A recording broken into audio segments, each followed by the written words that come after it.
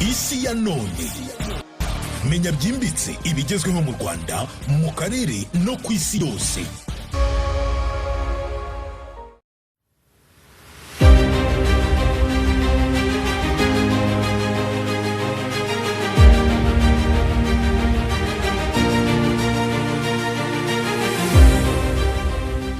Ijoro ryo kuwa 25 Mata muri uno mwaka wa 2026 i Washington DC muri hoteli ya Washington Hilton habereye igikorwa gikomeye cya politiki n'itangazamakuru cyitwa White House Correspondent Dinner.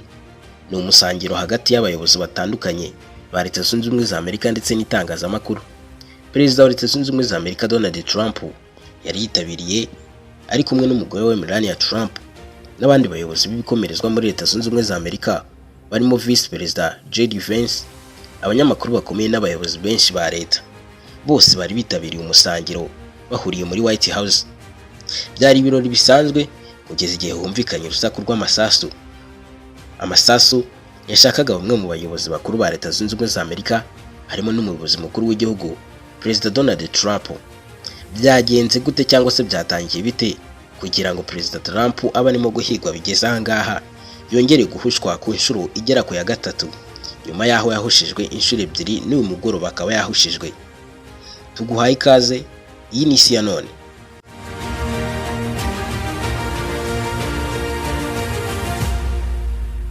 Nk'uko Secret Service cyangwa se abashinzwe umutekano wa Perezida ya Leta Zunze Ubumwe za Amerika ndetse n'ibitangazamakuru bikomeye birimo Reuters babitangaje, umugabo witwaje imbunda yo mu bwoko bwa shotgun yagerageje guca kuri secret checkpoint cyangwa se aho abantu basakira abinjira n'abasohoka kugira ngo barebe ibyo binjije cyangwa se ibyo basohora. Hafi yaho abashyitsi binjira yari afite n'izindi ntwaro, kandi bivuga ko yageragezaga kugera hafi y'icyumba kinini aho Trump yari aherereye. Mu kanya gato umuntu yahise arasa ku bashinzwe umutekano. Umukozi umwe wa Secret Service yarashwe, ariko bulletproof vest ye iramurinda ntiyahitanwa n'isaso. Trump yahise akurwa aho hantu mu buryo bwihuse cyane. Amasasu akimara kumvikana, abarinzi ba Secret Service bahise biruka kuri Trump na Melania Trump babakura mu cyumba mu buryo bwihuse vuba vuba. Abantu benshi bari bari mu birori ako kanya bakimara kumva amasasu arimo kuvuga bahise baryama hasi cyangwa bihisha munsi y'ameza kubera ubwoba. Abanyamakuru n'abayobozi ba leta bose bahise bahagarikira ibirori, ndetse ako kanya imitima nayo ihita ihagarara. Vice Perezida J.D. Vance nawe yahise akurwa aho ngaho mu buryo bw'igikuba vuba vuba byihuse cyane. Hagati aho ngaho waje kugaragara ko yarashe iryo sasu yaje gufatwa. Polisi n'abarinzi bahise bafata uwo mugabo. Amakuru ya mbere avuga ko yari umuntu ukomoka muri California, kandi inzego z'umutekano zemeje ko yari afite intwaro nyinshi. Hari amakuru avuga ko ashobora kuba yari lone wolf cyangwa se umuntu wakoze ibi wenyine nta n'umwe umufashije kugera kuri izi ntego yari yiyemeje kugeraho. Kugeza ubu ngubu impamvu nyayo yamuteye gukora ibi iracyakorerwa iperereza ntiratangazwa. Trump ese hari icyo yavuze? Donald Trump nyuma y'amasaha make yasohotse avuga ko ameze neza kandi ko uwo muntu ari World B assassin, umuntu washakaga kumwica cyangwa se kumwivugana. Yanashimiye Secret Service cyangwa se abashinzwe kumucungira umutekano n'abapolisi bamurinze. Avuga ko iyo batihutira kumukuraho ibintu byari kuba bibi cyane, ndetse yashoboraga no kuhaburira ubuzima. Kuki ngibi byateye impaka zikomeye cyane. Iki ni igitero cya gatatu gikomeye kijyanye n'umutekano wa Perezida wa Leta Zunze Ubumwe za Amerika Donald Trump nyuma y'ibitero byo muri 2024, icyo muri Pennsylvania aho yarashwe ku gutwi, n'icyo muri Florida hafi ya Gulf Coast ye.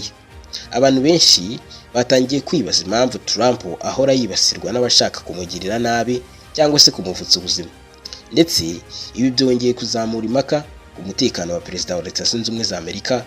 Abantu benshi bibaza bati ubundi kuki Perezida wa Leta Zunze Ubumwe za Amerika akunda guhigwa? Byaba bimeze gute? Abenshi bahise babihuza n'intambara iri kuba muri iki gihe iri guhuza Leta Zunze Ubumwe za Amerika ndetse n'igihugu cya Iran. Nta gushidikanya niba aya makuru ahari, byose abenshi batangiye kubihuza n'ibyo ngibyo.